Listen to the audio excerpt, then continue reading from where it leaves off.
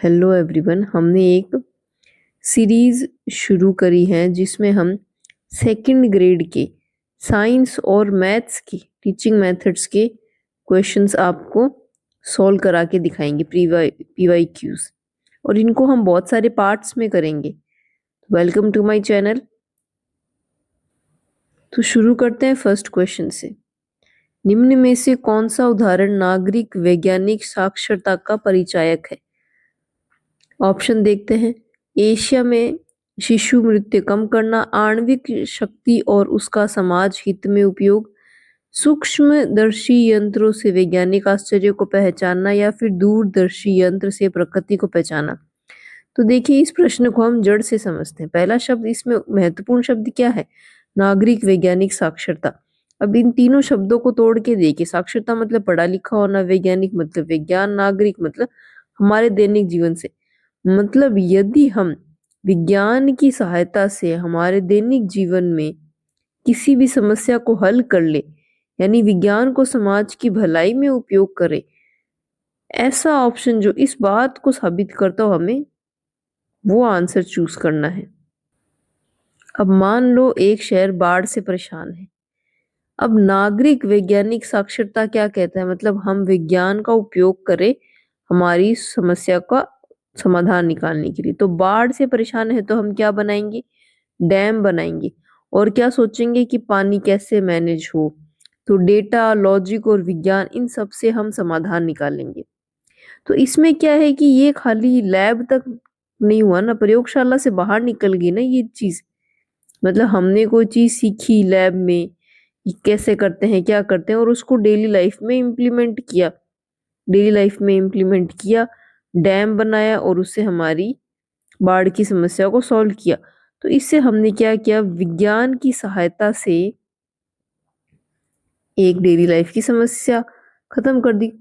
तो इसे कहते हैं लोगों के जीवन को वैज्ञानिक सोच से बेहतर बनाना। अब सारे ऑप्शंस को हम एक एक करके समझते हैं। अब सबसे पहला ऑप्शन है शिशु मृत्यु कम करना। तो देखिए, पहली चीज तो ये चिकित्सा का कार्य है और सामाजिक कार्य है, दैनिक जीवन का कार्य नहीं है ये। ठीक है, शिशु मृत्यु से आपके जीवन में एकदम से फर्क नहीं आएगा, इंस्टेंट नहीं है। कुछ सालों बाद में पता चलेगा कि पॉपुलेशन कम हो गई। इंस्टेंट दैनिक जीवन में जल्दी से फर्क नहीं आएगा इससे आपका। और ये एक राष्ट्रीय स्तर की चीज है, मतलब नेशनल लेवल का काम है ये, नागरिक लेवल पे बाद में आएगा। तो ये विज्ञान की सोच है, पर इसमें जनहित एकदम से नहीं आएगा। तो ये ऑप्शन गलत हो गया। दूसरा ऑप्शन बाद में देखते हैं, पहले तीसरा देखते हैं। सूक्ष्मदर्शी से आश्चर्य पहचाना। सूक्ष्मदर्शी क्या होती है? मतलब क्यूरियोसिटी। कोई चीज आपको समझनी है, कोशिश करनी है, उसका आश्चर्य पहचाना। मतलब आप कुछ पढ़ रहे हैं, आप विज्ञान की सहायता से उसका मीनिंग समझने की कोशिश कर रहे हैं, तो इसमें समाज का कोई लाभ नहीं हो रहा। ये सिर्फ आपकी अंदर की क्यूरियोसिटी, आपके अंदर के सवालों के जवाब, कोई क्वेश्चन का आंसर निकाल रहे हैं, ये बिल्कुल ऐसा है आपके लिए। तो ये ऑप्शन भी गलत हो गया। दूसरा देखिए, दूरदर्शी से प्रकृति देखना। अब प्रकृति क्या है? नेचर। आप उसको देख रहे हैं दूरदर्शी से, दूरबीन से किसी, तो ये क्या है? ये आपकी हॉबी है, ऑब्जर्वेशन है, आपको ये करना अच्छा लगता है, इससे आपके दैनिक जीवन में कोई भलाई नहीं हो रही है। तो ये ऑप्शन भी गलत हो गया। अब दूसरा जो अपन ने छोड़ा था, ये देखते हैं। आणविक शक्ति का समाज हित में उपयोग। अब आणविक शक्ति मतलब जितने भी एटॉमिक पावर्स, न्यूक्लियर पावर्स, ये जो है हम इनका उपयोग करें और क्या बना ले? इलेक्ट्रिसिटी बना ले। अब इलेक्ट्रिसिटी बनेगी तो वो आपके डेली लाइफ को इम्पैक्ट करेगी सीधा, इंस्टेंटली। तो ये ऑप्शन सबसे सही हुआ ना, क्योंकि हम इसे विज्ञान का उपयोग कर रहे हैं और समाज की भलाई भी हो रही है। तो इसे कहते हैं असली नागरिक वैज्ञानिक साक्षरता। तो इसमें विज्ञान का सामाजिक उपयोग और जिम्मेदारी दोनों शामिल है। तो आपको ऐसे हर एक ऑप्शन को अच्छे से एनालाइज करना होगा और फिर एक ऑप्शन सेलेक्ट करना होगा। तो आप फिर से इसको रिपीट में सुने, फिर देखिए आपको समझ में आया कि नहीं आया। अब अगला सवाल देखते हैं। निम्न में से कौन सा विषय इकाई योजना के लिए उपयुक्त है? ऑप्शन देखते हैं। शरीर के संस्थानों का अर्थ एवं अवधारणा। दूसरा, रक्त परिसंचरण संस्थान। तीसरा ऑप्शन है मानव शरीर के विभिन्न संस्थान, रक्त तथा श्वसन संस्थान। अब देखिए सवाल में सबसे महत्वपूर्ण शब्द क्या था? इकाई योजना। अब इकाई योजना क्या है? इकाई इकाई योजना का मतलब होता है यूनिट प्लान। अब जब आप स्कूल में चैप्टर पढ़ते थे तो आपकी बहुत सारी यूनिट्स होती थी और एक यूनिट के अंदर बहुत सारे चैप्टर होते थे। मतलब यूनिट एक बड़ी चीज है जिसके अंदर छोटे छोटे भाग होते हैं। ठीक है, तो यूनिट प्लान एक बड़ा टॉपिक है जिसको हम कई छोटे छोटे भागों में पढ़ाते हैं। तो आपको एक ऐसा ऑप्शन चूज करना है जिसमें एक वाइड स्कोप हो, जिसमें एक बड़ी चीज हो जिसको भागों में बांटा जा सके। जैसे मान लो एक पिज्जा बनाया तो पूरा पिज्जा तो एक इकाई योजना है, लेकिन एक उसका स्लाइस एक लेसन प्लान है। अलग अलग स्लाइसेस अलग अलग लेसन प्लान मिलकर एक बड़ा पिज्जा मतलब एक बड़ी यूनिट बनी। आपको चीज समझ में आ रही होगी उम्मीद करती हूँ। अब देखते हैं कि ऑप्शन सही और गलत किस हिसाब से होंगे इसके। अब देखिए शरीर के संस्थानों का कार्य अर्थ शरीर के संस्थानों का अर्थ मतलब आपको सिर्फ उनका मीनिंग समझना है। ये तो बहुत छोटा कंसेप्ट है, ये एक यूनिट प्लान नहीं हुआ। दूसरे में तो लिख ही दिया है केवल एक सिस्टम है, तो ये भी गलत हो गया। हमको एक बड़ा वाइड टॉपिक चाहिए और नीचे देखो लास्ट ऑप्शन में लिखा है 2 सिस्टम, तो ये भी गलत हो गया। तो अब तीसरे में आपको लिख ही दिया है सारे बॉडी सिस्टम, तो ये एक बड़ा टॉपिक है, इसमें आप हर एक सिस्टम अलग अलग पढ़ेंगे। तो तीसरा ऑप्शन आपका सही हुआ। तो जिस टॉपिक को हम मल्टीपल लेसन में बांट सकते हैं वही इकाई योजना होती है। तो इसलिए फाइनल आंसर हमारा हुआ सारे बॉडी सिस्टम मतलब सारे संस्थान। अगला सवाल देखते हैं कि विज्ञान के पाठ्यक्रम में वायु के संघटक, वायु का दबाव एवं वेग, वायु एवं जीव तथा श्वसन प्रणाली, यह किस सिद्धांत को इंगित करता है?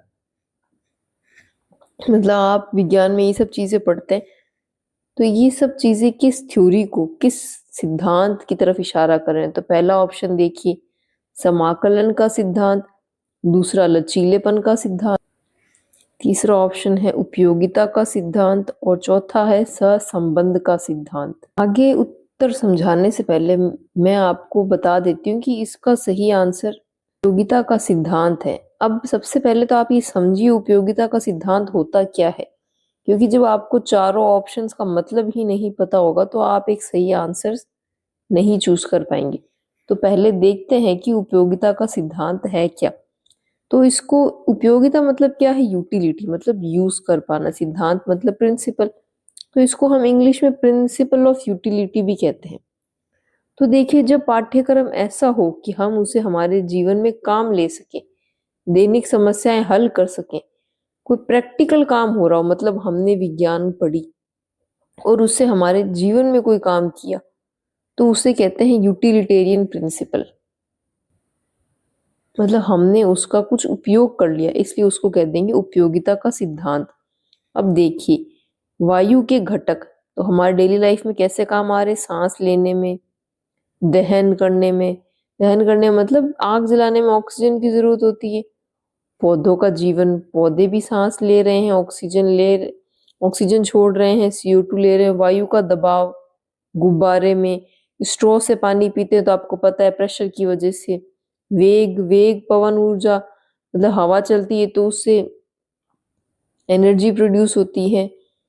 वायु और जीव, रेस्पिरेशन, श्वसन प्रणाली, हम कैसे सांस लेते हैं, कैसे छोड़ते हैं, तो ये सब हमारे दैनिक जीवन का एक महत्वपूर्ण हिस्सा है। तो हर एक कंसेप्ट जब सीधे जीवन से जुड़ जाता है तो इसे हम कहते हैं उपयोगिता का सिद्धांत। अब देखिए बाकी 3 ऑप्शन क्या थे? समाकलन मतलब क्या होता है? सम आकलन मतलब विभिन्न विषयों को जोड़ना, लेकिन यहाँ क्वेश्चन में सिर्फ एक साइंस की ही बात हुई थी, इसलिए समाकलन गलत है। दूसरा क्या है? लचीलापन मतलब क्या होता है? फ्लेक्सिबिलिटी मतलब आप चेंज कर पा रहे हैं, जरूरत अनुसार बदलाव कर पा रहे हैं, पर इसमें तो इस क्वेश्चन में तो ऐसा कुछ बताया ही नहीं। चौथा क्या है, सह संबंध। सह संबंध मतलब दो चीजों के बीच में संबंध। तो यहाँ सब्जेक्ट की बात हो रही है, मतलब किसी दूसरे सब्जेक्ट से लिंक, पर यहाँ तो दूसरे सब्जेक्ट से लिंक किया ही नहीं, यहाँ साइंस का और लाइफ का लिंक बताया। और ये चीज हमने कहाँ देखी, उपयोगिता के सिद्धांत में देखी। तो बेस्ट आंसर क्या बैठ रहा है, उपयोगिता का सिद्धांत। तो आप फिर से देखिए और समझने की कोशिश कीजिए। हम अगले सवाल पे चलते हैं। अब चौथा सवाल है, संक्रामक रोगों से बचाव, संतुलित भोजन और अशुद्ध जल को शुद्ध करने की विधियां पाठ्यक्रम को प्रभावित करने वाले किस तत्व का संकेत है? अब देखिए इसके ऑप्शन देखते हैं। वातावरण केंद्रिता, दैनिक जीवन की आवश्यकता, बालकों की रुचि एवं मानसिक स्तर, या फिर क्रियाशीलता और मनोरंजन। अब देखिए प्रश्न को दोबारा पढ़िए। संक्रामक रोग से बचाव करना है एक तो हमें, दूसरा हमें संतुलित भोजन खाना है, अशुद्ध जल को शुद्ध करना है। मतलब ये क्या है, ये जैसे आप इसको ही देख लीजिए, अशुद्ध जल को शुद्ध करना। तो ये हमने क्या किया है, एक हमारी दैनिक जीवन की एक समस्या थी अशुद्ध जल, उसको शुद्ध किया। तो ये चीज हमारी एक दैनिक जीवन की आवश्यकता है, मतलब जो हमने पाठ पढ़ा वो हमारी डेली लाइफ की जरूरत थी। अब बाकी ऑप्शन देखिए। वातावरण केंद्रिता, तो क्या इसका वातावरण से कोई लेना देना है? नहीं, ये हमारी लाइफ की एक प्रॉब्लम है, इसका वातावरण से कोई लेना देना नहीं। क्या इसका बालक की रुचि एवं मानसिक स्तर पे कोई लेना देना है, कि बच्चे को इंटरेस्ट होगा तो ही अशुद्ध जल को शुद्ध करेंगे? नहीं। क्या बच्चे को इंटरेस्ट होगा तो ही आप संक्रामक रोग से बचाव करेंगे, संतुलित भोजन खाएंगे? नहीं, इसका बालक की रुचि और मानसिक स्तर से कोई लेना देना नहीं है। तो ये ऑप्शन भी गलत हुआ। चौथा मनोरंजन, क्या इन तीनों में से किसी भी चीज का आपके मनोरंजन से कोई लेना देना है? नहीं। तो ऑप्शन दूसरा दैनिक जीवन की, ये आपकी दैनिक जीवन की आवश्यकता है कि आपको संक्रामक रोग से बचाव भी करना पड़ेगा, आपको संतुलित भोजन भी लेना पड़ेगा, आपको अशुद्ध जल को शुद्ध भी करना पड़ेगा। तो सेकंड ऑप्शन ही हमारा सबसे सही है। तो फिर से देखिए, तो इस सवाल में क्या कॉन्सेप्ट यूज किया गया, डेली लाइफ नीड, दैनिक जीवन की आवश्यकता। मतलब पाठ्यक्रम में वही चीजें शामिल हो जो बच्चा अपने रोजमर्रा के जीवन में काम में ले सके, जैसे संक्रामक रोगों से बचाव, बीमारी से सुरक्षा, संतुलित आहार, पोषण एवं स्वास्थ्य, जल शुद्धिकरण से बीमारियां रोकना। मतलब हेल्थ एंड सेफ्टी की बात आ गई। तो पहला ऑप्शन तो हमारा क्या था, वातावरण केंद्रित, तो ये प्रकृति एवं पर्यावरण से संबंधित है। बाल रुचि, ये बच्चों की क्षमता के अनुसार था। क्रियाशीलता और मनोरंजन, ये एक्टिविटी बेस्ड लर्निंग थी, जीवन की जरूरत की हो रही, इसलिए सही उत्तर है हमारा सेकंड ऑप्शन।